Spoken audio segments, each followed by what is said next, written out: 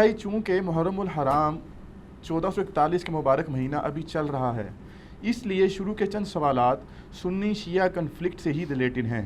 صحیح ہے۔ پہلا سوال ہے، ایک دیوبندی مولانا نے فتویٰ دیا ہے کہ جو شیعہ کسی صحابی پر سب و شتم کرتا ہے وہ کافر ہے، اور چونکہ وہ کافر ہے اس لیے اس شیعہ سے اس سنی کا نکاح حرام ہوگا۔ اس حوالے سے علی بھائی کا موقف مطلوب ہے۔ پہلی بات ہے کہ یہ اتنا موقف تو درست ہے کہ اگر کوئی شخص کافر ہے تو ظاہر ہے مسلمان سے تو اس کا نکاح نہیں ہو سکتا، بشرطے کہ وہ کافر بت پرست کافر ہو۔ اگر وہ اہل کتاب کافر ہے تو سورۃ المائدہ کے سٹارٹ میں آیا ہے کہ اہل کتاب کی عورتیں تمہارے لیے حلال کر دی گئی ہیں اور ان کا ذبیحہ بھی۔ اور جہاں تک مسلمانوں کے اندر فرقوں کا تعلق ہے، ان میں جو ایک دوسرے کو کافر کہتے ہیں وہ تو ماشاءاللہ سارے ایک دوسرے کو کافر سمجھتے ہیں، اس کے باوجود رشتہ داریاں اس معاملے میں چلا رہے ہوتے ہیں۔ وہ کفر کے فتووں کی کوئی حیثیت نہیں۔ سنی شیعہ اختلاف تو بہت بڑا اختلاف ہے، آپ اس سے چھوٹے لیول کے اوپر آئیں۔ کیا بریلوی علماء یہ فتویٰ دیں گے کہ بریلویوں کا نکاح دیوبندیوں سے ہو جاتا ہے؟ ناٹ ایٹ آل، کبھی بھی نہیں دیں گے۔ پھر یہ سنی شیعہ اختلاف کو کیوں اجاگر کیا جاتا ہے؟ کیسے دے سکتے ہیں؟ احمد بریلوی صاحب نے حسام الحرمین میں لکھا ہے، جس میں انہوں نے 5 فتوے کفر کے لگائے، ایک غلام احمد قادیانی پر اور 4 علماء دیوبند پہ۔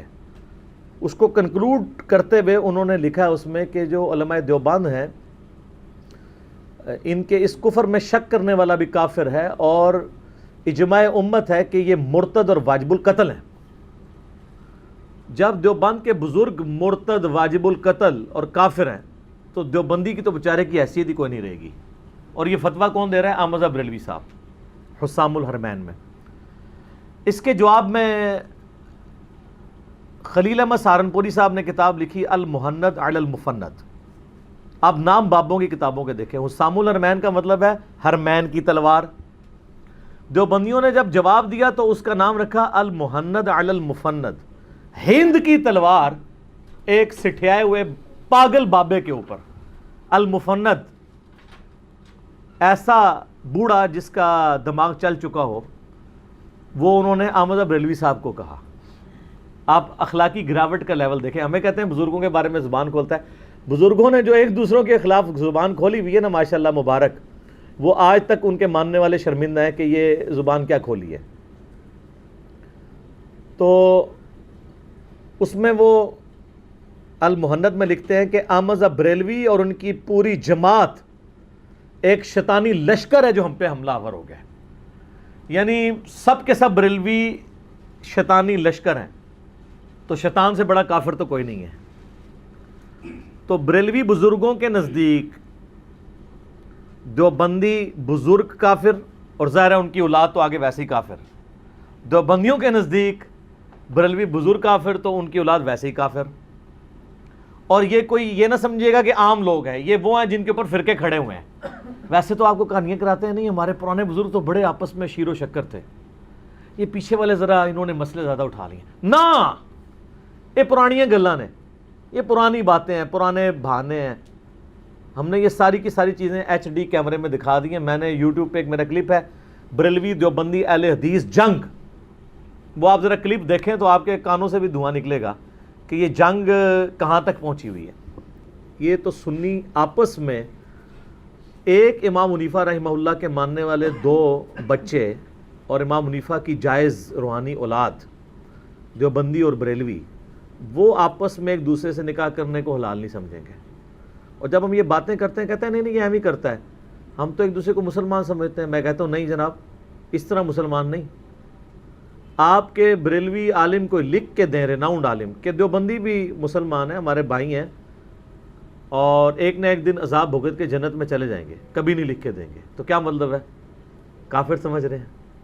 یہی کام دیوبندیوں سے کہ وہ نہیں کر کے دیں گے بریلویوں کے حق میں۔ تو یہ انہوں نے نا میک اپ کیے ہوئے تھے، ہم نے گرم تولیہ پھیر دیے ان کے منہ میں، بتا دیے کہ یہ ہے اندر سے۔ تو یہ جو مولانا ہے نا دیوبندی، یہ حرم کے اندر بیٹھے ہوئے ہیں لال داڑھی والے، یہ وہ ہیں، انہوں نے یہ بات کی تھی اور میں نے خود بھی سنی ہے۔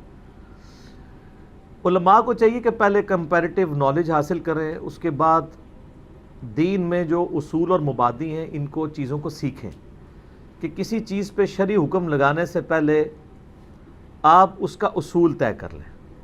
اگر آپ یہ اصول طے کرتے ہیں کہ کسی صحابی کو گالی دینا یہ کفر ہے،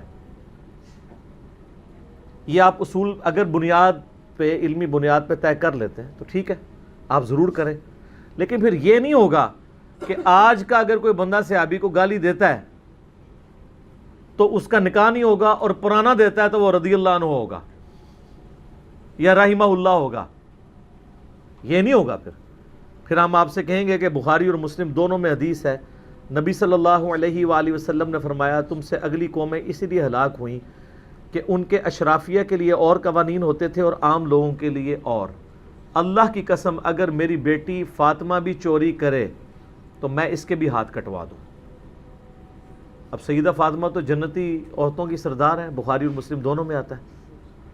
تو آپ صلی اللہ علیہ وآلہ وسلم نے سیدہ فاطمہ کے بارے میں یہ بات کر کے امت کو اصل میں یہ بات بتائی ہے کہ اسلام میں اصول سب کے لیے برابر ہے۔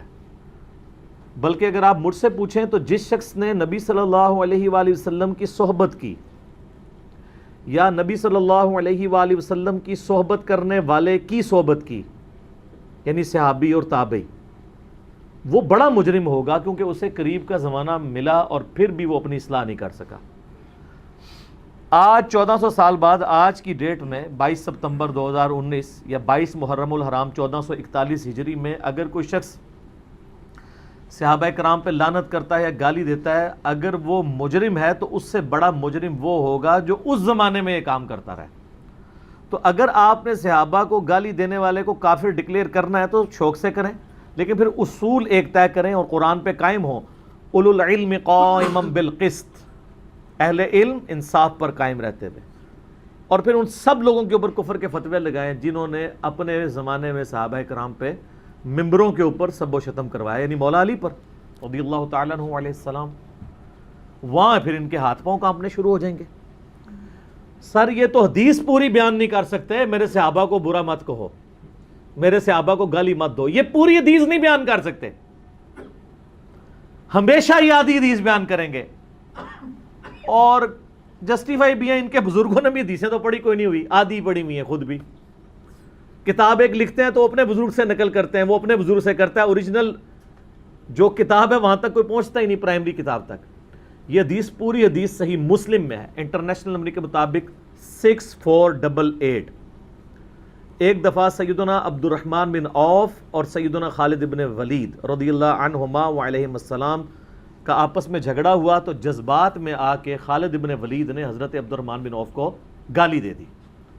شکایت نبی علیہ السلام تک پہنچی تو آپ صلی اللہ علیہ وآلہ وسلم نے حضرت خالد بن ولید کو بلا کے ڈانٹا اور فرمایا خالد میرے صحابہ کو گالی مت دو، حالانکہ خالد بن ولید بھی صحابی تھے۔ انہوں نے نہیں کہا یا رسول اللہ میں صحابی نہیں ہوں، ان کو پتا تھا کہ نبی علیہ السلام یہ ڈویژن کیا کر رہے ہیں۔ خالد بن ولید صحابی تھے صلح حدیبیہ کے بعد، جب اسلام کا گولڈن پیریڈ شروع ہو گیا، پھر تو اسلام ہی اوپر جا رہا تھا، پھر اسلام کو کسی کی حاجت نہیں تھی، لوگوں کو اسلام کی حاجت تھی۔ اور عبد الرحمن بن عوف اس وقت صحابی تھے، 13 سالہ مکی دور میں انہوں نے ماریں کھائیں، جب کلمہ پڑھنے کے اوپر جان سٹیک پہ لگ جاتی تھی۔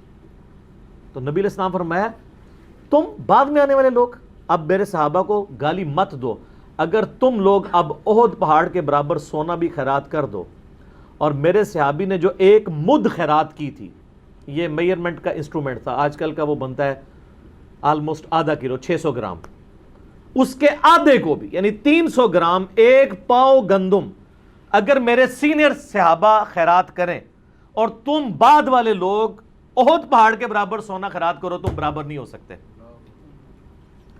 اور یہ میرے صحابہ کو گالی مت دو، یہ تو ہے ہی اولین مخاطب صحابہ تھے، وہ جونیئر صحابہ جنہوں نے سینئر کو گالی دی۔ تو میں اب معصومانہ سوال کرتا ہوں کہ یہ لال داڑھی والے سرکار خالد بن ولید پہ کفر کا فتویٰ لگائیں گے گالی دینے کے اوپر؟ نبی صلی اللہ علیہ وسلم نے کیوں نہیں لگا دیا؟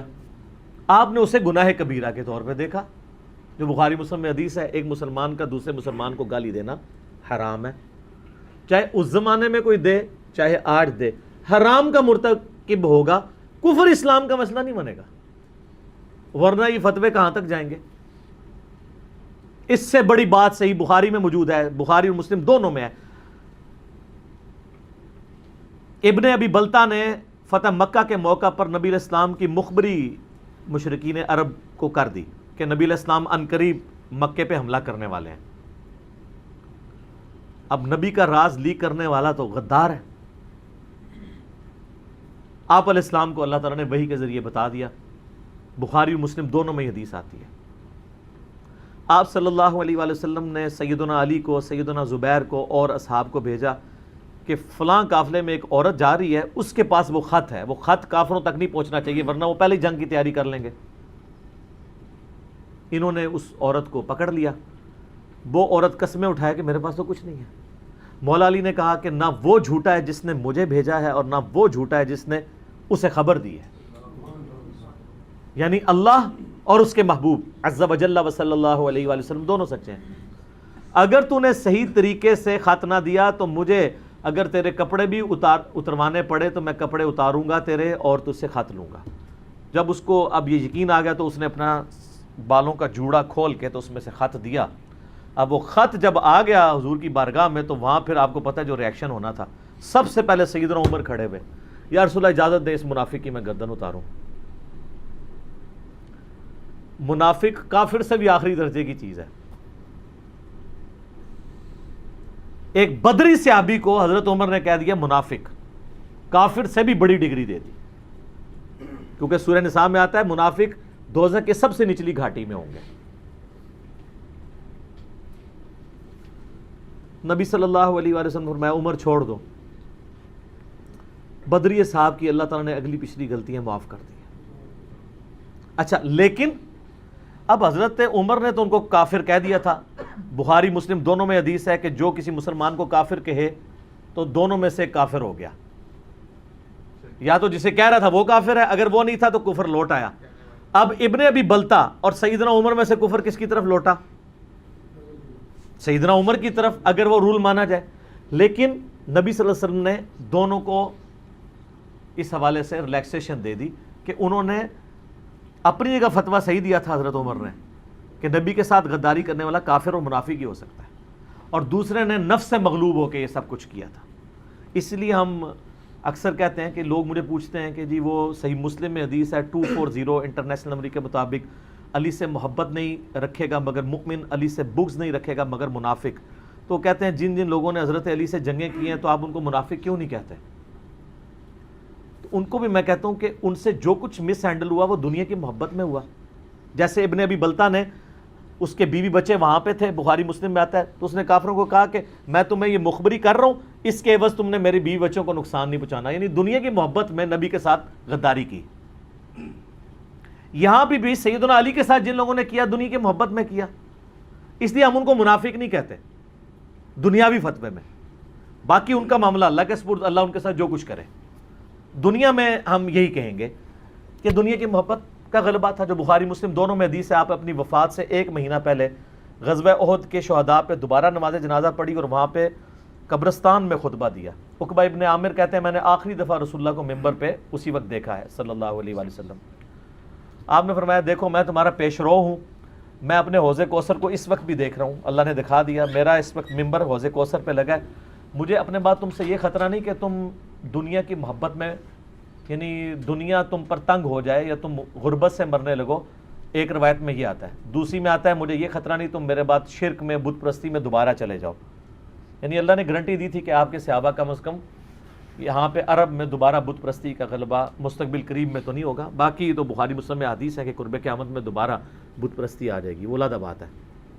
البتہ مجھے ڈر ہے کہ تم میرے بعد دنیا کی محبت میں پڑ جاؤ گے اور اس محبت میں ایک دوسرے کو قتل کرو گے، پھر تم بھی اسی طریقے سے تباہ و برباد ہو جاؤ گے جس طرح اگلے لوگ۔ یہ ساری کی ساری چیزیں میں نے واقعہ کربلا والے ریسرچ پیپر میں ڈالی ہوئی ہیں، جسے شوق ہے وہ ضرور پڑھیں۔ اور انہی احادیث میں آپ کو اور چیزیں ملیں گی۔ ایک تو میں نے خالد بن ولید اور عبد الرحمن بن عوف والا بتایا آپ کو، گالی والا معاملہ، جہاں سے انیشلی حدیث سٹارٹ ہوئی ہے کہ میرے صحابہ کو گالی مت دو۔ اس کے علاوہ آپ کو اس میں نے درجنوں احادیث ڈالی ہیں، صحیح مسلم سے، ابو داؤد سے، سنن نسائی الکبریٰ سے، المستدرک الحاکم سے، کہ بنو امیہ کے دور میں سیدنا علی پر ممبروں پر سب و شتم ہوتا تھا۔ اب یہ میرے صحابہ کو برا مت کہو، یہاں تو سارے ترجمہ کرتے ہیں یہ سب سے مراد گالی ہے، میرے صحابہ کو گالی مت دو۔ جب یہی سب کا لفظ حضرت علی پہ گالی کرنے کے لیے آتا ہے نا، تو یہ کہتے ہیں نہیں، یہ ہے کہ وہ حضرت علی پہ تنقید کرتے تھے، کہتے دو نمبری ہے نا، پرانی باتیں۔ میں نے صحیح مسلم سے حدیث اس میں ڈالی ہے، سب کا ترجمہ مسلم میں موجود ہے۔ صحیح مسلم میں انٹرنیشنل نمبر کے مطابق 6229، یہ جو غدیر خم کی حدیث ہے نا 6228، اس سے اگلی حدیث ہے 6229، اس میں موجود ہے کہ آل مروان نے سہل ابن سعد السعدی کو ممبر پہ بلایا، صحیح مسلم 6229 انٹرنیشنل نمبر کے مطابق، اور کہا کہ علی ابن ابی طالب کے اوپر لعنت کرو۔ تو انہوں نے کہا میں کبھی بھی سیدنا علی پہ نہیں کروں گا سب و شتم۔ تو انہوں نے کہا اچھا تم یہ کہہ دو لعن اللہ ابو تراب، ابو تراب پر اللہ کی لعنت۔ یہ کہتے ہیں سب کا ترجمہ کچھ نہیں، سب کا ترجمہ گالی تو چھوٹی چیز ہے، لعنت کرواتے تھے مولا علی کے اوپر بنو امیہ۔ تو اب میں یہ پوچھتا ہوں کہ اگر یہ بنو امیہ کے لوگوں کا رشتہ آ جائے لال داڑھی والے کے پاس، تو پھر اس کو اپنی بچی نہیں دینی چاہیے؟ تو یہ ساتھ کہے کہ اگر میرے پاس، میں اس زمانے میں ہوتا تو میری بچی کا رشتہ حضرت معاویہ رضی اللہ تعالیٰ عنہ ہو یا ان کے گورنر مانگتے تو میں ان کو نہ دیتا، اور ساتھ یہ کہتا کہ صحابہ کو گالی دینے والا کافر ہوتا ہے، لہٰذا سنی شیعہ کا نکاح نہیں ہو سکتا۔ تو شیعوں کا اصل باپ کون ہے؟ شیعہ سے مراد میں رافضی شیعہ کہہ رہا ہوں، آل امیہ، صحابہ کے دشمن، صحابہ کے گستاخ۔ تو لال داڑھی والے یہ کہیں کہ اس زمانے میں وہ تھے، اس زمانے میں یہ، تو آئیں اولو العلم قائما بالقسط بنے، لعن اللہ ابا تراب۔ اور یہ میں آپ کو صحابہ کے دور کی بات کر رہا ہوں۔ اس سے بھی بڑھ کے وہ حدیث ہے جو میں نے، بے شمار حدیثیں ہیں، یہ تو ایک ٹاپک ہے، وہ کھل گیا تو پھر لمبا ہو جائے گا، چونکہ اب یہ سوال کریٹیکل ہے تو میں اس حدیث کا نمبر بھی بتا دیتا ہوں آپ کو۔ صحیح مسلم میں ایک حدیث موجود ہے انٹرنیشنل نمبر کے مطابق 6220، کہ حضرت معاویہ رضی اللہ تعالیٰ عنہ سعد ابن ابی وقاص کو اپنے پاس بلا کے کہتے ہیں کہ تمہیں کس چیز نے منع کیا ہے کہ تم ابو تراب پر سب و شتم نہ کرو؟ ابو تراب کہتے ہیں مٹی والا، مٹی والا یہ سیدنا علی کی کنیت تھی، لیکن آل امیہ جب ابو تراب کہیں نا وہ حقارت سے کہتے تھے مٹی والا، حالانکہ سیدنا علی کی کنیت کیا تھی؟ ابو الحسن، ابو الحسن۔ وہ جو مسلم کی حدیث ہے نا 6229 جو میں نے بیان کی، سہل ابن سعد السعدی کو کہا گیا تم کو لعن اللہ ابا تراب، انہوں نے کہا میں کبھی نہیں کہوں گا، اور پھر وہ مسکرائے۔ یہ حدیث بخاری میں بھی ہے، لیکن بخاری میں تھوڑے الفاظ ہیں، بخاری میں اس کا نمبر ہے 3703، ڈیٹیل جو ہے مسلم میں 6229، سب کچھ ڈالا ہوا ہے سر اس میں، یہ جو کچھ کر دیا نا ان کے ساتھ اللہ کے فضل سے۔ تو بخاری مسلم کے الفاظ ہیں کہ سہل ابن سعد السعدی نے کہکا لگایا، انہوں نے کہا تم ابو تراب کو حقارت سے کہتے ہو، اور مولا علی سب سے زیادہ خوش اسی نام سے ہوتے تھے۔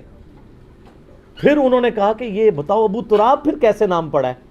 یعنی ان کو بھی کہانی کرائی ہوئی تھی ان کے بزرگوں نے کہ یہ مٹی سے، دیکھو کہانیاں شروع تو ہی چل رہی ہیں نا بھائی، کہانی اس زمانے بھی ہوندی سی۔ انہوں نے کہا اچھا یہ ہم تو حقارت سے کہتے ہیں، آپ کیوں کہتے ہیں؟ انہوں نے کہا کہ ہوا یہ تھا کہ ایک دفعہ سیدہ فاطمہ اور سیدنا علی کی آپس میں میاں بیوی کے ناطے جب کلش ہوئی، تو حضرت علی ناراض ہو کے گھر سے چلے گئے۔ نبی علیہ السلام آئے اور پوچھا کہ فاطمہ تیرے چچا کا لڑکا کدھر ہے؟ علی بن ابی طالب۔ انہوں نے کہا یا رسول اللہ وہ لڑائی ہوئی تھی تو وہ ناراض ہو کے چلے گئے۔ آپ نے ایک صحابی کو بھیجا اور کہا کہ جاؤ دیکھو علی کدھر ہے۔ تو گئے تو علی نے کدھر جانا تھا، مسجد میں مٹی کے اوپر لیٹے ہوئے تھے۔ انہوں نے آ کے یا رسول اللہ وہاں لیٹے ہیں۔ نبی علیہ السلام نے یہ نہیں کہا کہ اس کو بلا کے لاؤ، آپ محبت کا انداز دیکھیں، آپ خود چلے گئے اور جا کے مٹی جھاڑی جسم سے اور کہا اٹھ ابو تراب، اٹھ ابو تراب، اے مٹی میں لپٹنے والے اٹھ۔ جیسے اللہ نے اپنے محبوب علیہ السلام کو کہا تھا نا یا ایھا المزمل، اے کمبل میں لپٹنے والے، نبی علیہ السلام نے مولا علی کو کہا مٹی میں لپٹنے والے۔ اچھا وہ ابو تراب کہا تو مولا علی نے اپنا نام ہی پھر ابو تراب رکھ لیا محبت کی وجہ سے۔ تو اب یہ صحیح مسلم میں 6220 آتی ہے کہ حضرت معاویہ نے کہا کہ سعد ابن ابی وقاص سے کہ تمہیں کس چیز نے منع کیا ہے کہ تم ابو تراب مٹی والے پر سب نہ کرو. اور اس حدیث کا آغاز یوں ہوتا ہے امر معاویہ، معاویہ نے حکم دیا سعد کو، اور پھر پوچھا کہ تم کیوں نہیں کرتے؟ تو اس میں کلیئر کٹ ہے کسی کام کا حکم دے رہے تھے. وہ کہتے نہیں حکم کسی اور کام کا دیا ہوگا، نالا وچ بھی گل پوچھ لی ہونی نے. دیکھیں کس طرح کہانیاں بناتے ہیں، لیکن ان کی کہانی ان کے اپنے ابے نے ختم کر دی.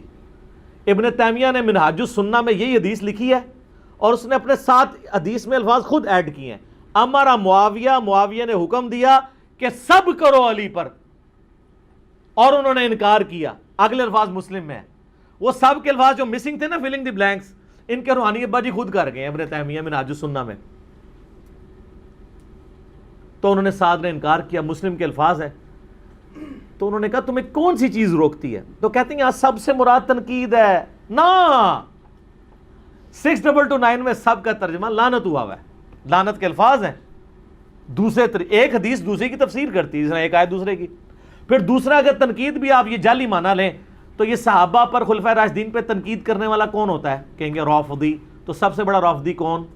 آل امیہ. تو آل امیہ کا رشتہ نہیں دینا آ گیا تھے. وہ جڑیں بنو، اولو العلم قائما بالقسط بنو. کو جی حضرت معاویہ کا رشتہ بھیجتے یزید کے لیے میری بچی کا، یا اپنی بچی کا میرے بچے کے لیے. میں کہتا نہیں، رافضی تو صحابہ پہ لعنت کرتے ہیں اور صحابہ کو گالی دینے والا کافر ہے. کافر مسلمان کا رشتہ نہیں ہوتا. لال داڑھی والی سرکار کرو نا، بڑھو نا جڑیں، گل صحیح دسو نا امت نو، امت کو صحیح بات بتاؤ نا. تو سعد ابن ابی وقاص نے پھر کہا کہ معاویہ، میں نے علی کے بارے میں رسول اللہ صلی اللہ علیہ وآلہ وسلم سے 3 باتیں ایسی سنی ہیں کہ مجھے ایک بھی مل جاتی تو میرے لیے سرخ اونٹوں سے بہتر تھی. یہ کون کہہ رہا ہے؟ سعد ابن ابی وقاص، جو خود عشرہ مبشرہ ہیں، نبی علیہ السلام کے ماموں ہیں رشتے میں. اور بخاری اور مسلم دونوں میں حدیث ہے، مولا علی کہتے ہیں کہ میں نے اپنی زندگی میں سعد ابن ابی وقاص کے علاوہ کسی شخص کے لیے رسول اللہ کی زبان سے نہیں سنا تھا. غزوہ بدر اور احد کے موقع پر آپ نے فرمایا، اے سعد میرے ماں باپ تجھ پہ قربان، تیر چلا. جس شخص کو رسول اللہ یہ کہیں میرے ماں باپ تجھ پہ قربان، وہ ہے سعد ابن ابی وقاص.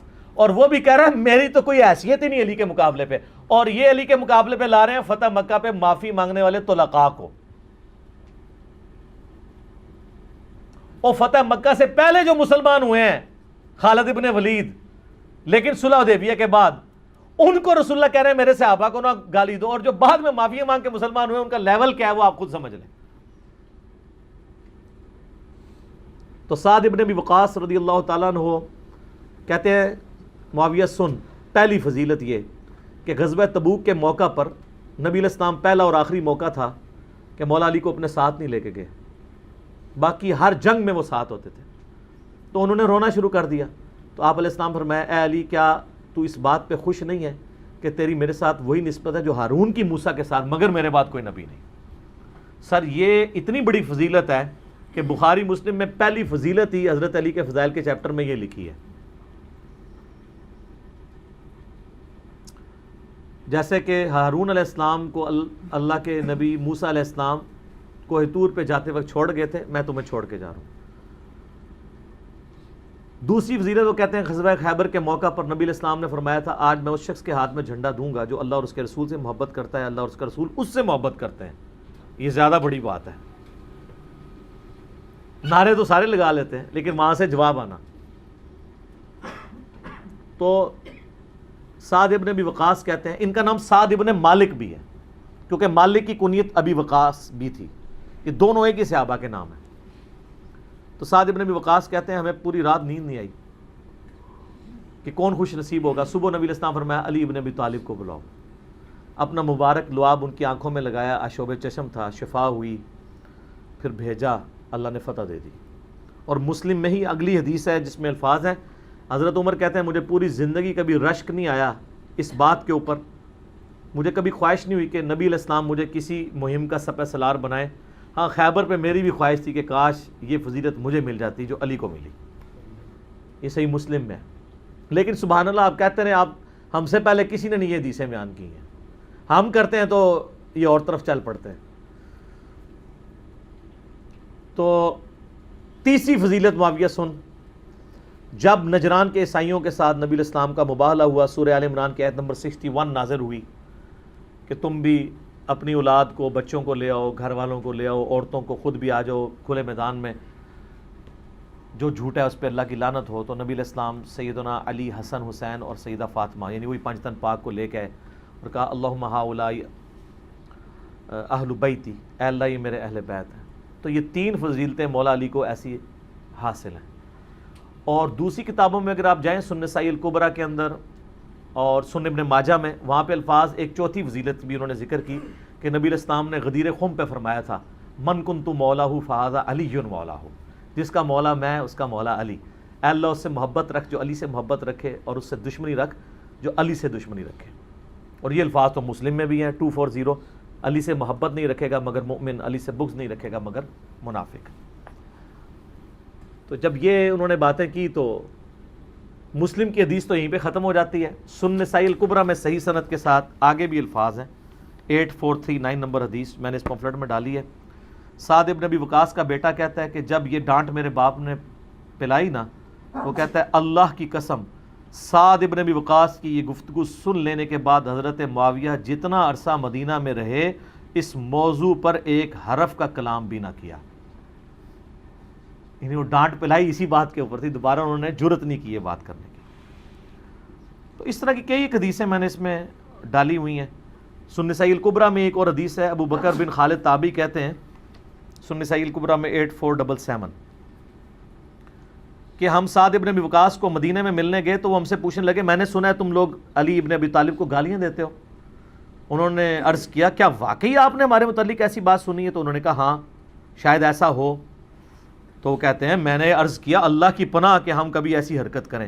تو ابن ابی وقاص نے کہا کہ دیکھنا علی ابن ابی طالب کو کبھی گالی نہ دینا، اگر یہ لوگ کون؟ بریلوی، دیوبندی، اہل حدیث، شیعہ، آل امیہ، اگر یہ لوگ میرے سر کے درمیان آرا بھی رکھ دیں اور مجھے دھمکی لگائیں کہ تیرے 2 ٹکڑے کر دیے جائیں گے تم علی کے بارے میں کوئی گندی بات کہو، تو میں پھر بھی نہیں کہوں گا ان چیزوں کے بسبب جو میں نے خود رسول اللہ سے علی کی شان میں سنی ہوئی ہے۔ یہ سعد ابن ابی وقاص۔ سر یہ تو ٹاپک نہ ختم ہونے والا ہے، میں 1 گھنٹہ اور بولوں گا۔ اس کے بعد ابو داؤد سے، مسند احمد سے، مغیرہ ابن شعبہ کی حدیثیں، حضرت معاویہ کو خوش کرنے کے لیے انہوں نے ممبروں پہ حضرت علی کے اوپر سب و شتم کروایا۔ ٹھیک ہے جی، کتنے سخت، اور وہاں پہ انہوں نے عشرہ مبشرہ والی، اور سر یہ تو عشرہ مبشرہ والی حدیث پوری بیان نہیں کر سکتے، یہ ایسے 2 نمبر ہے۔ ترمذی کی ایک چھوٹی سی حدیث ہے، عبد الرحمن بن عوف والی بیان کرتے ہیں کہ 10 بندے جنت میں ہیں۔ ابو داؤد میں کتنی حدیثیں ہیں عشرہ مبشرہ والی، سنن نسائی الکبریٰ میں، المستدرک للحاکم میں، مسند احمد میں، وہ حدیثیں بیان ہی نہیں کر سکتے۔ یہ حدیثیں بیان ہی مغیرہ ابن شعبہ گورنر کوفہ اور صلح حدیبیہ کا صحابی مغیرہ ابن شعبہ، ہم تو چلے کہتے ہیں رضی اللہ عنہ، انہوں نے جب حضرت معاویہ کے استقبال میں سپاس نامہ پڑھتے ہوئے خطباء کو کھڑا کر کے حضرت علی پہ لعنت کروائی، تو وہاں پہ سعد ابن ابی وقاص، یہ جو حضرت سعید ابن زید حضرت عمر کے جو بہنوئی ہیں، شروع کے مسلمانوں میں سے، حضرت عمر سے مارے کھاتے تھے اسلام لانے کی وجہ سے شروع میں، انہوں نے وہاں عشرہ مبشرہ کی حدیث ہے، ان کا علی پہ لعنت کر رہے، علی تو جنتی صحابہ میں سے ہے۔ ٹھیک ہے، وہ اتنی ساری حدیثیں ہیں، وہ میں بیان کروں تو ٹائم لگے گا۔ میری کئی ایک ویڈیوز موجود ہیں، یہ ریسرچ پیپر آپ منگوا کے خود پڑھیں تو آپ کو سب و شتم کے حوالے سے یعنی سب چیزیں کلیئر ہو جائیں گی، اس میں پھر وہ کس طرح ڈانٹتے ہیں ان کو۔ اور سنن نسائی الکبریٰ میں ایک اور روایت میں تو بالکل واضح الفاظ ساروں میں ہی موجود ہیں، اس میں ایک تابعی کہتا ہے میں سعید ابن زید کے پاس آیا، 8206 نمبر حدیث، وہ کہتے ہیں کہ میں نے کہا کہ یہ ہمارے حکمران تو ہمیں کہتے ہیں ہم اپنے بھائیوں پر لعنت کریں، یہاں پہ بھی لعنت کے الفاظ ہیں، یہ کہتے ہیں تنقید، لعنت، تو ہم تو کبھی لعنت نہیں کریں گے۔ سعید ابن زید نے فرمایا تابعین سے جب انہوں نے شکایت کی، تو اتنے میں وہ کہتے ہیں ایک شخص آیا سیدنا سعید سے کہتا ہے کہ میں اس دنیا میں ہر چیز سے بڑھ کر علی سے محبت کرتا ہوں۔ سعید ابن زید نے یہ نہیں کہا کہ سر آپ تو رافضی ہو گئے ہیں، پوائنٹ ٹو بی نوٹڈ۔ سعید ابن زید نے کہا تمہیں بشارت ہو تم ایک جنتی انسان سے محبت کرتے ہو۔ پھر سعید ابن زید نے کہا کہ میں نے خود رسول اللہ سے سنا تھا ابو بکر، عمر، عثمان، علی، طلحہ، زبیر، عبد الرحمن بن عوف، سعد ابن ابی وقاص، یہ سب کے سب لوگ جنت میں ہیں اور ایک 10واں آدمی بھی جنت میں ہے. اگر تم چاہو تو میں اس کا نام بتا سکتا ہوں. وہ اصل میں خود تھے اپنا نام چھپا رہے تھے, پھر بعد میں جب لوگوں نے کہا تو انہوں نے بتا دیا. اور کافی ساری حدیثیں ہیں, تو میں نے چونکہ ٹاپک کو کنکلوڈ کرنا ہے, تو وہ سنی شیعہ کا نکاح ہو جاتا ہے.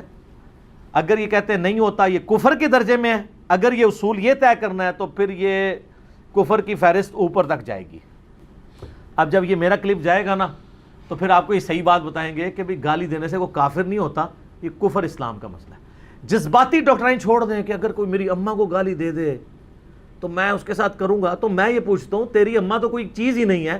مسلم میں 240 نمبر حدیث ہے, علی سے محبت نہیں رکھے گا مگر مومن, علی سے بغض نہیں رکھے گا مگر منافق. جن لوگوں نے ان کو گالیاں دی اور دلوائی ان کو تم رضی اللہ عنہ رحمہ اللہ کہتے ہو, اس وقت تمہاری رگ نہیں پھڑکتی کہ مولا علی کو گالی دینے والا؟ یہ جو کہتے ہیں صحابہ کو گالی والا مسئلہ, وہ حضرت علی کے علاوہ ہے. حضرت علی کو دیں, ان کو کوئی تکلیف نہیں ہوگی, ہمیں تو سب سے ہوتی ہے. لیکن ہم اصولی مسئلہ بیان کرتے ہیں کہ صحابہ کو گالی دینا حرام ہے, کفر کا مسئلہ نہیں ہے. اور یہ تو طارق جمیل صاحب نے بھی بات کی ہے, ان کی بھی ریکارڈنگ موجود ہے. انہوں نے تو اگلی بھی بات کر دی تھی کہ اگر کوئی تعویل کی غلطی کی وجہ سے کافر بھی کہہ دے تو کافر نہیں ہوگا. پھر سارے پیچھے پڑ گئے, اتنی موٹی کتاب ان کے خلاف آئی ہوئی ہے, گجرانوالہ سے نکلی ہے. تو اس پہ آپ میرا ایک یوٹیوب پہ کلپ ہے, کیا صرف شیعہ ہی کافر ہیں, آلموسٹ 1.5 ملین کے قریب لوگ دیکھ چکے ہیں. اس میں نے یہ ساری باتیں تکفیر کا مسئلہ بیان کیا. تکفیر فوراً نہ لگا دیا کریں. ہم تو میرے بھائی ان کے پیچھے نمازیں پڑھتے ہیں, ان کو چندے دیتے ہیں, کسی کی تکفیر نہیں کرتے. باقی نکاح ہو جائے گا. میرا یوٹیوب پہ کلپ بھی ہے, کیا سنی شیعہ کا نکاح ہو سکتا ہے. تو میں نے بتایا کہ بھئی جس کو آپ کافر دلائل کی بنیاد پہ ڈکلیئر نہیں کر رہے وہ مسلمان ہے, اس کے پیچھے نماز بھی ہو جائے گی, اس کے ساتھ نکاح بھی ہو جائے گا. البتہ اگر آپ کا دل نہیں مانتا وہ ایک الگ بات ہے. وہ تو یقین کریں ہم دعوت اسلامی میں رہے ہیں, ٹھیک ہے جی, اور میں اس وقت تو کٹر بریلوی تھا. میری والدہ جب میرا رشتہ تلاش کرنے کے لیے نکلی, میں نے کہا جی بریلوی کے علاوہ کوئی نہ ہو, کیونکہ ظاہر ہمیں بتایا گیا تھا دیوبندی گستاخ رسول ہے. یہ سب کہانیاں, نکاح ہو جاتا ہے, کوئی مسئلہ نہیں, نماز بھی ایک دوسرے کے پیچھے پڑھے. میں الحمدللہ اس کے اوپر اکثر بولتا رہتا ہوں, میری یوٹیوب پہ بہت ساری ویڈیوز ہیں, لیکن یہ اصولی بات میں نے کہہ دی, اصول کے اوپر بات کیا کریں, جذبات کے اوپر نہیں. علم کی دنیا میں جذبات کی کوئی حیثیت نہیں ہوتی, اور جذبات کے میدان سے نکل کے علم کے میدان میں آنے کے لیے آپ کو ایک نعرہ لگانا پڑے گا, نہ میں وہابی نہ میں بابی, میں ہوں مسلم علمی کتابی. نہ ہم سو کالڈ وہابی ہیں, کوئی علمی بات کرے اسے کہتے ہیں وہابی ہو گیا, اور نہ ہم بابوں کا دفاع کرنے والے بابی ہیں. ہم عام مسلم ہیں, علمی کتابی.